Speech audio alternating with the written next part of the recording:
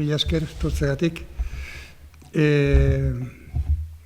Gaur aurkezten dugun Irena Solaren liburua begiak eman nizkinan eta ilunpei behatu hien izenekoak, izenburukoak. Hirugarrena du gure katalogoan Irenak.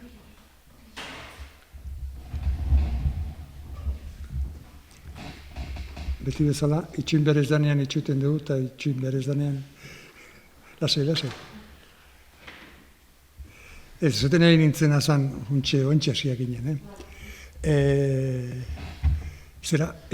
Irena Solak Alberdanian argitaratzen duen hirugarren liburua degula gaurkoa. Begiak eman izkinan eta ilunpei behatu hien.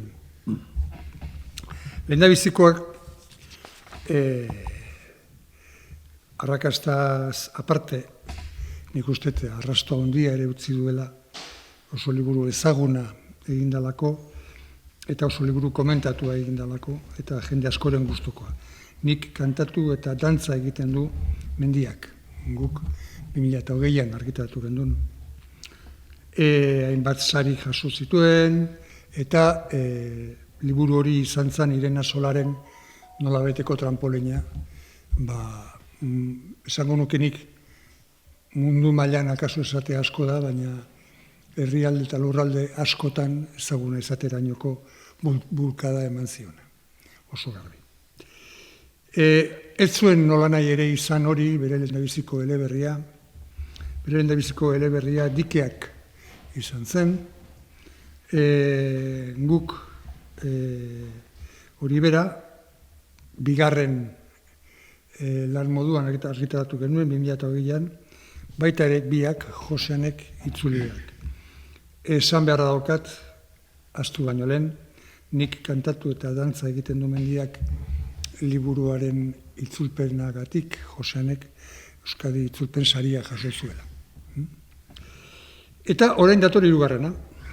Hirugarrena, bitxiena begiratzen badin bazaio izenburuari behintzat. Begiak eman izkinan, eta ilunpei behatu hien. Eta esan beharra dago, lehenik eta behin, bere munduaren eraikuntzan jarraitzen duela Irenak. Bere munduaren eraikuntza, esaten dudanean ez dute esan nahi, bakarrik uniberso berezi baten eraikuntzan. Baizik eta batez ere, eta hori esango nuke, dala bere ezaugarri behinenetakoa,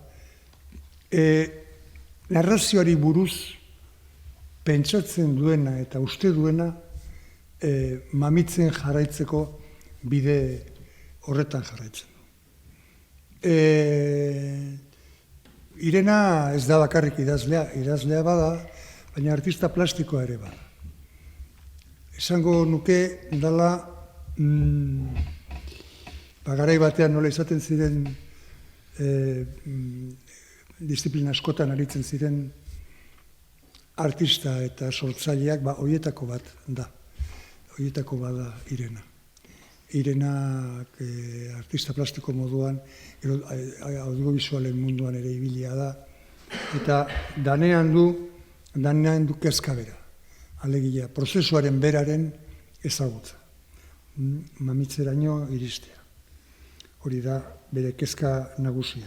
Nik irakurriko dizuet laburra dalako eta bere hitzak direlako nire ustez bai obra honi buruz, baina baita ere bere idazkerari buruz oso gogoeta egokia, berak egiten duena, laburra da eta merezi du. Novela honetan lanean hastean jakin nuen, edo sumatu nuen, lehenengo gauza izan zen historiaren erdian deabruarekin itun bat zegoela. 16. mendearen amaieran, Joanaren pertsonaiak arima saldu zion deabruari, gizon oso baten truke. Baina gizon horrek oinordekoa izan behar zuen, eta lur zati baten eta sabai zati baten jabe.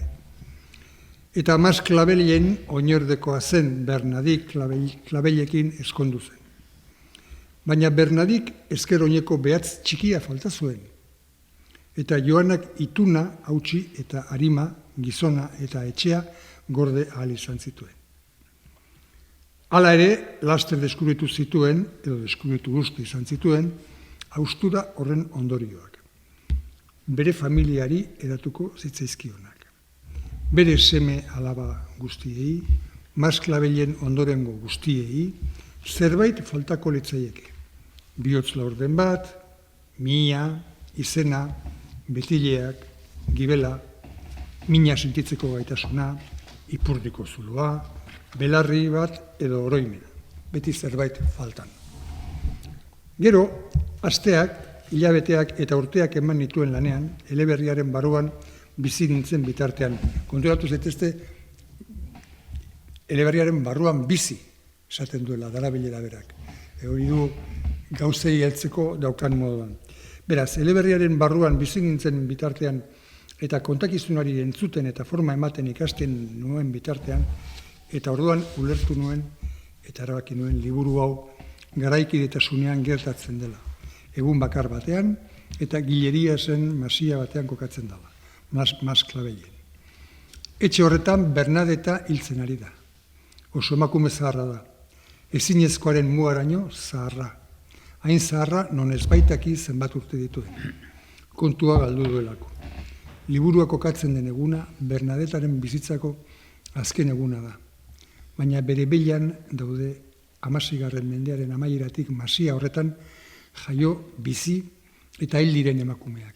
Haien senideak, etxean bizi diren mamuak edo espirituak, eta denak ari zaizkio festa bat prestatzen. Bueno, lehen esan dakoa, Irenak jarraitzen du bere mundu, nola esango duke,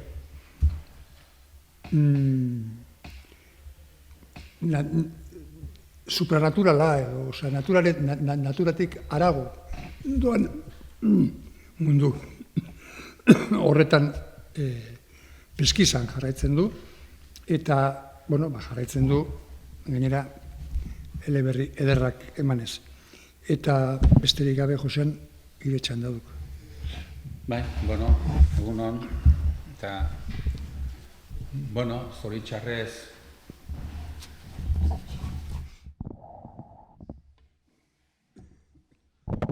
ja, oraingoan moldatzen dira, bai. Bueno, zoritxarrez ez dugu gurekin autorea eduki ahal izan, eta nik hitz batzuk egingo ditut, baina beti ere noski, bueno, ni itzultzailea naiz, eta nire itzulpen lan horren aritikan, bueno, ez dakindik zer aterako zaidan, edo zer ahal izango dudan. Bueno, gauzatxo batzuk pinepin. Bueno, lehenengo kontua eta beti esan izaten dugu, lehenengo kontua da, ze moduz eta zera, eta aitortu beharra dago berriz ere, itzulpen lan honetan, oso gustura eta, oso gustoko lana izan dela eta gustura ibili naizela. Orduan, horrek esan nahi du asko, eta esan nahi ditu gauza asko.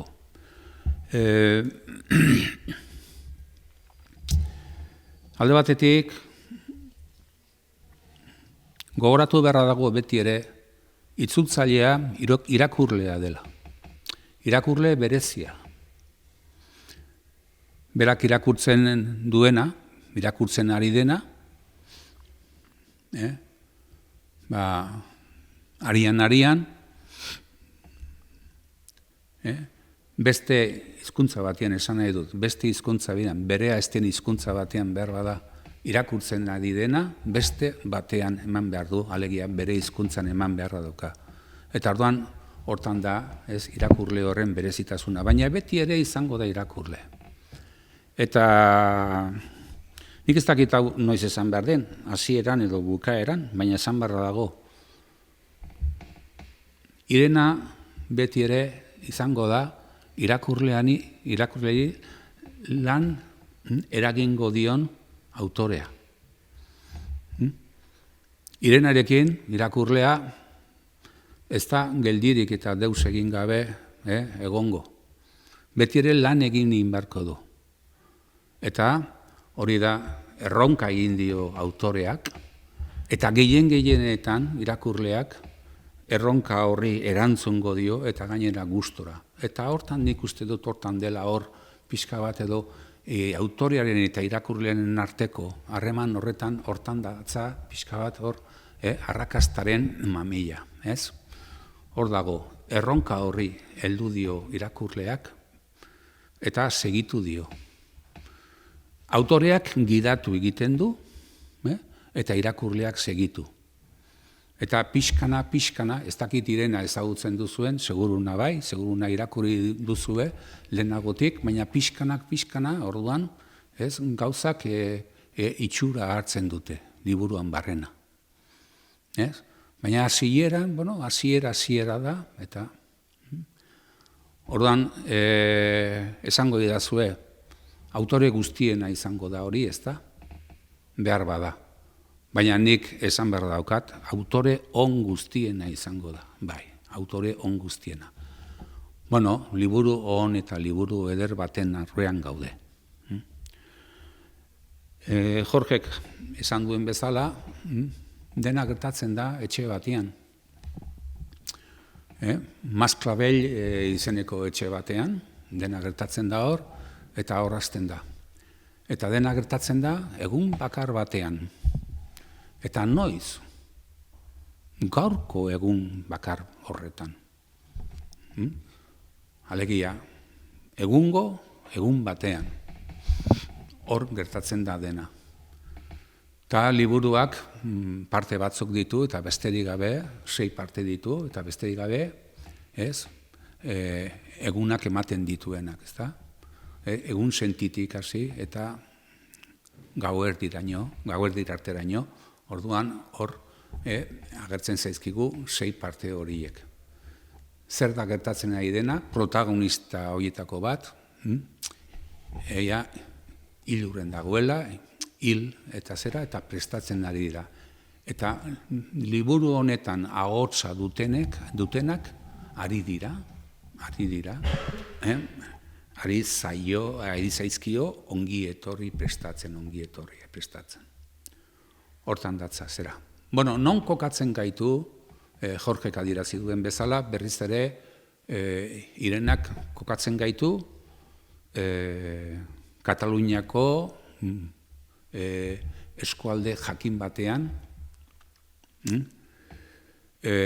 kasunetan da Guilleries, edo hortan, hori da Usona eta La Selva, zera artean, leku menditsua da, baina batez ere leku basoa da. Basoa da hor nagusi leku horretan. Eta basoa zerbait baldin bada ezkutalekua da. Eta horrek badu garrantzia liburu honetan. Bueno, hor kokatzen gaitu. Eta esan dizuet hor badira etxe horretan protagonista batzuk. Bueno, protagonista liburuan agertuko zaizkigun protagonista gehienak hilik daude. Baina horien esanen eta batez ere horien oroitzapenen bitartez mugituko zaigu liburuko aria. Beste protagonista batzuk, esan dezagun beste maila bateko protagonista batzuk, ez daude hilik, baina horiek besterik gabe han etxe hartan bizi dira. Besterik gabe gaurko gunean. Eta noski, hor ez dago inolako harremanik, hilen, eta bizi horien artean,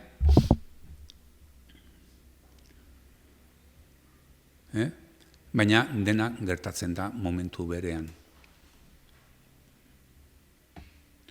Orduan, hor ikusten duzue, zera, planteamentua orduan, ezagutzen baldin baduzuen nik kantatu liburua da, bueno, badira hor gauzak gertatzen dira, baina gertatzen dira kanpuan, planteamentua dira, hemen ez gertatzen dena beti da, normalean dira, oroitzapenak, kontatzen dizkigutenak, baina beti ere barrenean gaude, ez gara mugitu eta etxean gaude.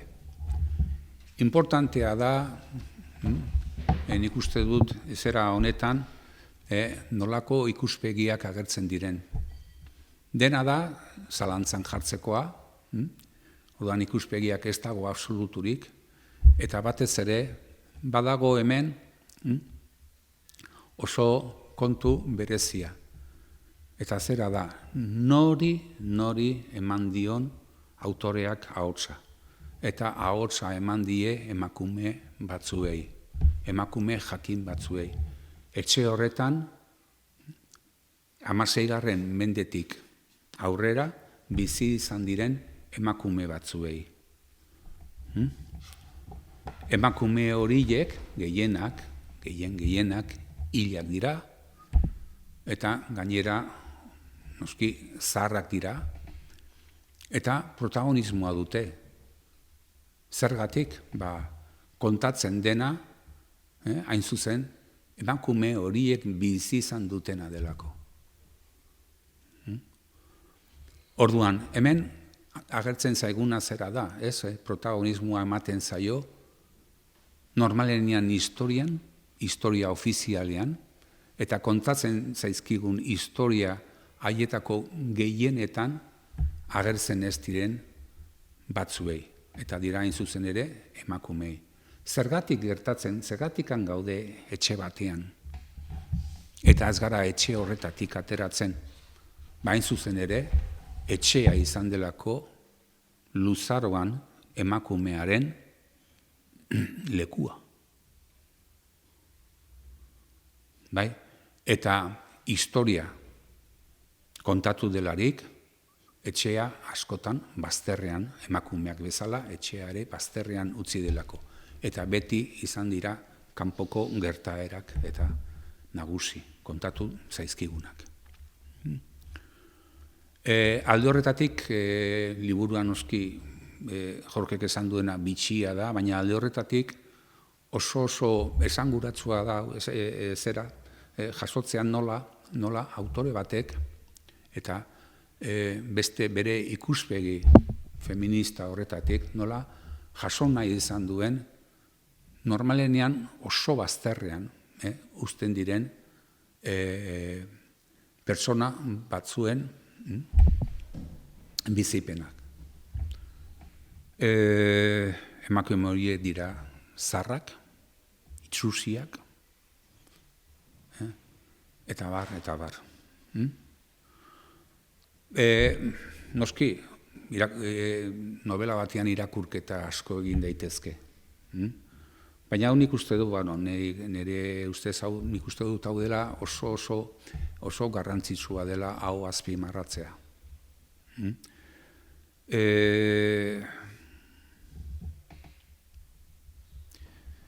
Irenaren estiloa, gure aldetik, itzultzaile garen honen aldetik, Irenaren estiloa, ez da oso estilo esan nahi dut, ez? Estiloa ez da, esaten zaigu, zaila, erraza, ez dakit, nik askotan esaten zaizkigun gauzak, eta nik ez dakit zaila edo erraza den. Nik uste dut, Irenaren estiloa oso estilo normala eta afablea dela. Irena oso zehatza da. Irenak sekulako gaitasuna du gauzak aurkezteko. Irenak sekulako gaitasuna du egoerak aurkezteko. Deskripziotan ere. Eta personaiak izugarri ongi aurkeztuko ditu. Batxadan, batxe, badoa, eta aurkezten zaizkigu osotasunean nobelaren arian. Irenaren beste ezaugarri handi bat, hizkuntzari dagokion horretan, beste ezaugarri bat da lexikoaren aberastasuna. Lehen esan dudan bezala oso zehatza, oso joria. Baina hor ez dago, apaingailu hola merkerik ez dago. Ez dago. Orduan horrek egiten du, pixka bat Irenaren, horrek indartzen du Irenaren berezitasuna. Nik ez dakit, nik nire aldetik banituzke gauza asko hola komentatzeko eta zera zehatzago edo, baina ez dakit, nik bukatzeko besterik gabe aipatu nahiko nuke zer dela eta askotan esaten du, baina Irenaren zerak izenburuak berak dira, ez dakiz zalantzazkoak, eta bueno, eta zer dela eta izenburu hau, bueno, izenburu hau zera da, ez, begiak eman izkinan, eta ilunpegi behatu hien, ez da, bueno, hori da, novelan agertzen den pasarte bat da, protagonista handinetako bati, modu behar bada ez zuzen batean, baina jainkoak berak esaten dizkiolako gauzak. Eta hain zuzen ere protagonista hori, ez da jainkoaren kontrako inore, baizik eta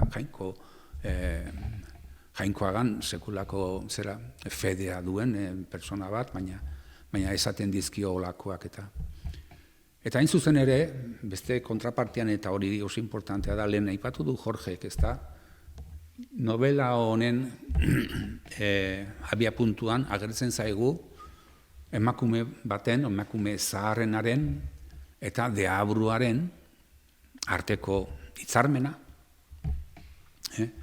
Hitzarmen hori oso klasikoa da, gure tradizioan, esan nahi dut, gure herri ipuinetan eta ipuin tradizionaletan, eta hori askotan agertzen zaizkigu deabruak, deabrukoak eta, enfin, tipotako personaiak, ez da?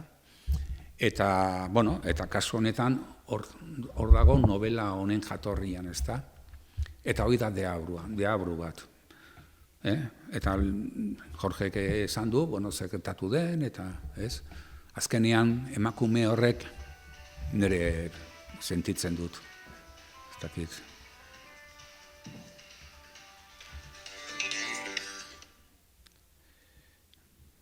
Jakin nahiko banu, bueno.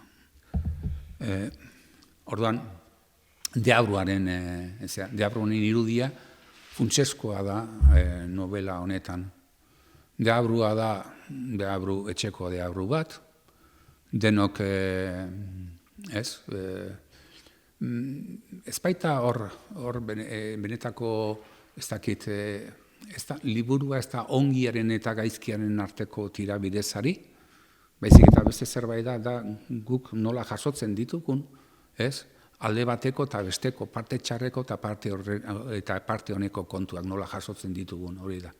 Eta orduan, bueno, liburu honetan hor agertzen zaigu, ez? Deabruaren zera. Zera diot, deabruak liburu honetan hartzen du bere partea, deabrua ere emakume hauen,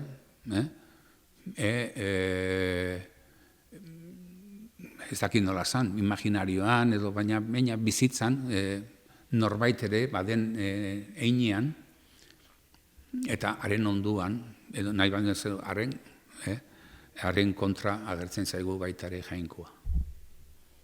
Baina modu oso zera. Eta hain zuzen ere, zer da hau, begiak eman izkinan, eta hori da, liburu honetan zer bilatzen den baita ere adieraztea, adierazi nahi digu autoreak. Betire badirela beste bide batzuk, eta orduan, ez dugula betire segitu behar, ez naiz onduari, ez da behar hori, baizik eta bizitzan segertatzen den ez da. Batzuetan jasotzen dugu aitaren gandik, jasotzen dugu xede bat, eta xede horri segitu behar diogu, eta batzutan esaten dugu ez, besterik gabe, ez, esaten dugu. Eta hori da hemen agertzen dena. Batzuek esan dute ez, beste batzuek esan dute bai, eta zera, eta orduan hemen agertzen diren emakumeak dira molde, naiz eta familia berekoak izan, molde askotakoak. Nik uste dut, beti bezala, hau da narrazio liburu bat, narrazio asko dago, eta benetan, irakurlea momentu oro, irakurleak ongi pasatuko du liburu hau irakurrita. Baina hori bai, onartu egin behar du autorearen erronka. Eta nik uste dut onartu egingo duela, gustura. Zer autoreak berak horretara eramango du, eta honez hartuko du erronka. Dakit, eladerarik edo baldin bada. Eta txiki bat, hasiera baten esan behar nuena baino, junein zaidana burutik, baina ipatu nahi dizuet, batez ere irakurleentzako interesgarri gerta daitekeelako. Eta Irenak berak ere agerraldi publikoetan erabili duelako kontu hau. Eta da, bizitza eta heriotzaren arteko kontinuum hori. Berak liburu guztietan, baina hontan bereziki, ezartzen duen nolabaiteko lerro etengabeko hori, ezta? Eta berak aipatzen du, bere adierazpen batzuetan entzun nahi dut nik, bera Pau Ribaren kontzertu batean, zegoela eta Pau Ribak kantatu zuen Jasamor la besabia, alegia birramona hiltzan, edo hilda, honezkero. Eta jartzen du, berak jartzen du hain zuzen ere, gaua izeneko atalaren hasieran kanta horren hainbat verso. Ahí es va morir la besàvia, l'àvia també s'ha de morir, la mort de la mare es prepara i tu moret pels teus fills. Atzo hil zudan birramona, amona ere hilko dun, amaren heriotza prestatzen ari ditun, eta eure seme alabengatik hil adi.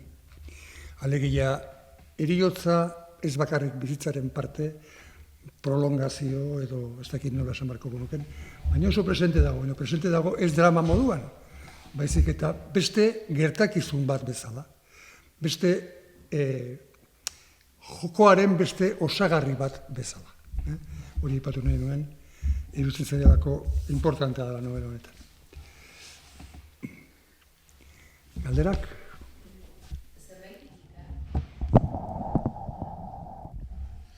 Bueno, nik, auto hori noski itzultzaileak egiten du, eta zergaitik ika, niri ika etorri zait testua. Nik ikusten baldin badut, katalan ez du edo espainol ez du ikusten baldin badut, hori nitzat euskaraz ida. Ez dago besterik, nik badakit gero noski erabilira sozialean eta hor badira, ez dira gauzak berdin-berdinak, ez dira gauzak berdin-berdin gertatzen ez, hizkuntza batean edo bestean. Baina nik horregatik, ez da, nik esan nola nahi ere, nik ez dut jatorrizko testua ez dut bihurritu. Eta ez dut nire nahi batera behartu. Eta, orduan esaten, ez dakit zergatik esan didazun, barkatuko didazu, baina ez dakit zergatik behar bada, nik beti beldurrez, igual editoriak ez dakit utzikote didan, zen, karo, jendeak igual ikusten baldin bado, izen burua ikusten baldin badu, behar bada igual jende askok esango du, atzera botako du bere burua, eta nik ika naiz moldatzen, eta orduan ez dakit olakorik baden, baina galdera,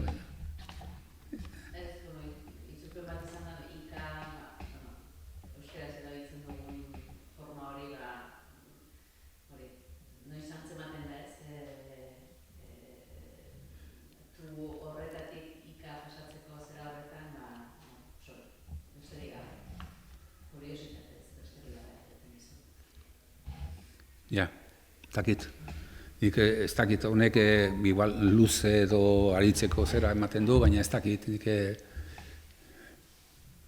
nik beti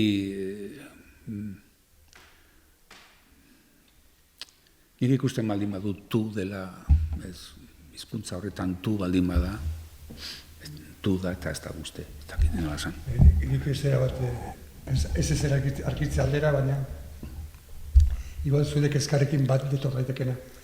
Guri eskatu zitzaigunean, kontratatu genuenean, berriak, egin behar izan genuen, beti egin behar izaten dana. Liburu bat kontratatzen danean, preparatu behar dezu, izen buru bat, pixkat, orbarena zabaltzeko, ezta? Eta gu, argitaletxean, zuka jarri genuen. Berarekin hitz egin gabe, ezagututa testua, baina Josenekin hitzen gabe, gu jarri genuen, begiak eman nizkizun, eta ilunpei behatu zenien. Eta hola utzi genuen, eta hola ibili da, denbora batean, iritsi zan arte, Josenen, karo, guk ez genuen, ez inongo objeziorik, efectivamente, testuari begiratuta, tu horrek behar zuen, gure ustez ere. Guk pentsatu gabe egin gendun, eta oain aztertu beharko genduke zergatik egin ote gendun guk. Ez alegia berak zergatik egin duenik, abaizik eta zergatik egin gendun guk, tu horren irakurketa oker hori, okerra baita. Zakit kontua okerra den edo, baina ez dakit, ari gara Irenaren liburuaz ari gara, eta ez dakit. Baina, bueno, bai, ez da bai da hor dago, bueno, ez da bai da, ez dakit. Bueno, a ber, nik esango nuke, besteak beste katalanez, espainolez baino gehiago, espainolez ere bai, baino katalanez, famili barruan, garai bateko famili barruan, gure anai zarrenak, amari hiltzan arte ustezka egin zion. Etxe barruan, Gure ama katalana izanik, eta itari ere, gauza bera. Nire arreba gazteagoa ez, eta nik ere ez. Neberak bai. Hori famili baten 3 seme alaben arteko tartean. Baina esan nahi dut badagola, tu erabilita horrek markatzen duela.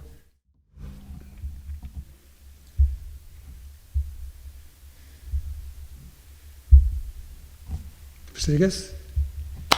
Mila esker, berriz ere. Eta gozatuko dezu liburuarekin benetan.